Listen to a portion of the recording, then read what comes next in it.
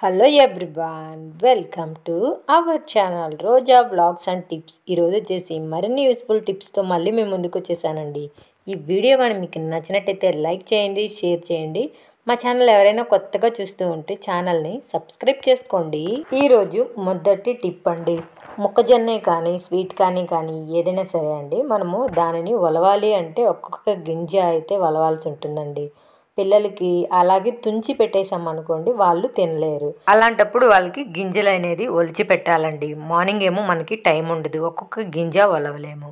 అలాంటప్పుడు ఒక స్పూన్ తీసుకో, స్పూన్ బ్యాక్ సైడ్ ఈ విధంగా మనము లైన్గా ఉన్న మొక్కజొన్న గింజల్ని తీయాలండి. ఇక్కడ చూస్తున్నారు కదా వీడియోలో ఎంత చక్కగా వచ్చేస్తున్నాయో, అలా కూడా తీయచ్చండి. అలా కాదు అనుకుంటే ఇక్కడ వీడియోలో చూస్తున్నారు కదా, ఇలా కూడా తీయచ్చు. ఇది ఇంకా ఈజీ అయిపోతుంది అనమాట. ఒక్క మొక్కజొన్న కంకి మనము 2-3 నిమిషాల్లోనే ఈజీగా ఒలిచేసుకోవచ్చండి. చూస్తున్నారు కదా ఎంత తొందరగా పని అనేది అయిపోతుందో. ఒక్కొక్క లైను ఒక్కొక్కసారికి అయిపోతుంది. నేనైనా 2-3 సార్లకి మీకు క్లారిటీగా తీసి అనేది చూపిస్తున్నానండి. చూస్తున్నారు కదా, అసలు ఒక్కొక్క ఇత్తిలాగే అలాగే వచ్చేసాయి మొక్కజొన్న గింజలు. మరొక టిప్ వచ్చేసండి, గోడ కార్నర్ సైడ్లో అయితే మనం ఎక్కువ పట్టుకుంటూ ఉంటామండి. అలా పట్టుకున్నప్పుడు అక్కడ ఎక్కువ మురికిగాను అలాగే ఏదైనా మార్క్స్ కానీ పడిపోయి ఉంటాయి అన్నమాట. దాన్ని మనము ఈజీగా ఏ విధంగా క్లీన్ చేసుకోవాలో ఇప్పుడైతే చూద్దామండి. ఇక్కడ చూడండి, మురికిగా అయితే ఉందండి. దీనిని మీకు క్లీన్ చేసి అయితే నేను చూపిస్తాను. దీనికి కొంచెం పేస్ట్ అయితే వేసుకోవాలండి. ఎలాంటి కోల్గేట్ అయినా సరే అనమాట, ఏ కలర్లో ఉన్నదైనా ఓకే, తీసుకొని గోడకి అప్లై చేసేయాలి. దాని తర్వాత ఏమో ఒక ఓల్డ్ సాక్స్ అయినా సరే, లేకంటే కిచెన్ టవల్ అయినా సరే అండి, తెమ్మ చేసుకొని ఈ విధంగా గోడకి కానీ క్లీన్ చేసామనుకోండి, ఆ మురికంతా చాలా ఈజీగానే పోతుందండి. ఇక్కడ చూస్తున్నారు కదా వీడియోలో, మనము అలా తుడుస్తున్నప్పుడే మనకి తల అనేది కనిపిస్తూ ఉంది. చాలా ఈజీగా పోతుందండి, ఎక్కువ కష్టపడాల్సిన అవసరం అయితే లేదనమాట. మనం క్లీన్ చేసిన దగ్గర షైనీగా ఉందండి, క్లీన్ చేయని దగ్గర మచ్చలుగానే ఉంది. చూస్తున్నారు కదా. మరొక టిప్ వచ్చేసండి, వినాయకుడికి 9 days కానీ 7 days కానీ 15 days కానీ ఇలా ప్రసాదాలు అయితే చేసి పెడుతూ ఉంటాం కదండి. ఇంకా వినాయకుడికి ఇష్టమైన ఈ పాల తాలికలను మనము ఎంత ఈజీగా చేయొచ్చో ఇప్పుడైతే చూద్దామండి. ఫస్ట్ అయితే నేను బియ్య పిండిని ఆల్రెడీ ఉడికించి తీసేసానండి. దాని తర్వాత మన ఇంట్లో మురుకులు అద్దలు అనేటివి ఉంటాయి కదండి, ఆ మురుకుల అద్దలలో నేను ఆ బియ్య పిండిని పెట్టేసుకున్నాను అనమాట. మనము పాల తాలికలు చేయాలి అంటే ఒక ప్లేట్లో వేసి చేత్తో ఇలా రుద్దుతూ ఉంటామండి. అలా చేయాలి అంటే ఒకటొకటి చాలా టైం అయిపోతుంది, ఎక్కువ శ్రమ కూడాను. ఈ విధంగా మురుకుల అద్దల్లో పెట్టేసి మనం ఇలా తిప్పుకున్నాం అనుకోండి, మనకి ఇలా పాల తాలికలు అనేటివి వచ్చేస్తూ ఉంటాయండి. మన మురుకుల అద్దల్లో రౌండ్ షేప్లో ఉంటాయి కదండి, అంటే ప్లేట్స్ ఉంటాయి కదండి, అది మీరు రౌండ్ షేప్లో ఉండేది వేసుకోవాలన్నమాట. ఆ విధంగా వేసుకోవడం వల్ల మనకి పాల తాలికలు ఈజీగా వచ్చేస్తాయండి. ఎక్కువ శ్రమ అయితే ఉండదండి. మీ వీధిలో వినాయకుడు ఇంకా అలాగే పెట్టుంటే వినాయకుడికి ఈ విధంగా పాల తాలికలు చేసి పెట్టి చూడండి, ఎంత ఈజీగా మీ పని అనేది అయిపోతుందో.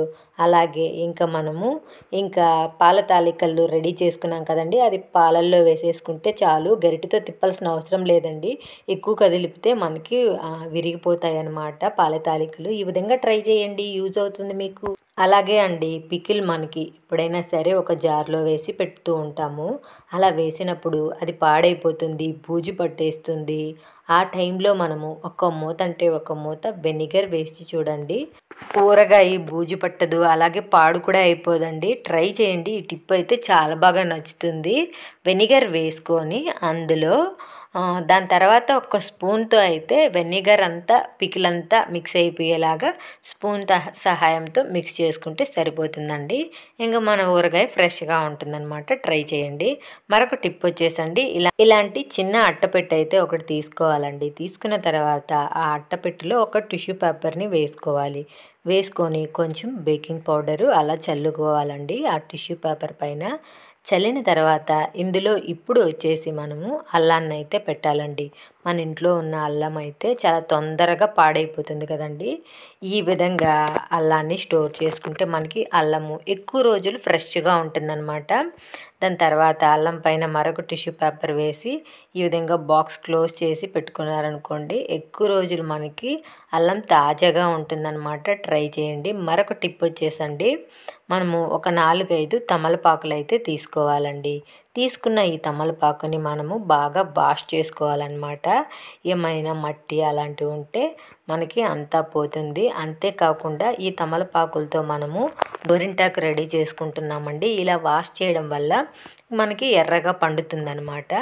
అలాగా ఒక మిక్సీ జార్లో కట్ చేసుకున్న తమలపాకులన్నీ వేసేయాలండి. దాని తర్వాత ఒక స్పూను పసుపు వేసుకోవాలి. పసుపు వేసుకున్న తర్వాత 1 కానీ 2 స్పూన్లు కానీ సున్నాన్ని అయితే వేసుకోవాలండి. కొంచెం ఎక్కువగానే సున్నం అయితే వేసుకోండి.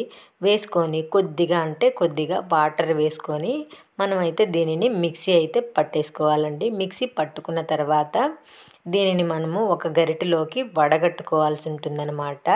అంటే ఆ తమలపాకు ఆకులు కొంచెం కొంచెం ఉంటాయి కదండి, అవి అన్నీ లేకుండా నీట్గా ఉండేలాగా ఈ విధంగా అయితే వడగట్టుకోవాలి. వడగట్టుకున్న ఈ తమలపాకు రసంలో మనము కుంకుమ వేసుకోవాలండి. మీ దగ్గర ఎర్ర కుంకుమ ఉంటే ఎర్ర కుంకుమ వేసుకోవచ్చు, లేకపోతే మెరూన్ కుంకుమ ఉంటే మెరూన్ కూడా వేసుకోవచ్చండి. వేసుకొని ఇప్పుడు మన చేతికి ఇది గోరింటాకు లాగా అయితే పెట్టుకోవచ్చండి. ఇన్స్టెంట్గా పిల్లలకి బర్త్డేస్కి కానీ ఎక్కడికైనా పార్టీలకి వెళ్ళాలి కానీ ఏదైనా పెళ్ళిళ్ళకి ఇలాంటివి మనము ఇన్స్టెంట్గా చేసుకొని పెట్టుకోవచ్చండి.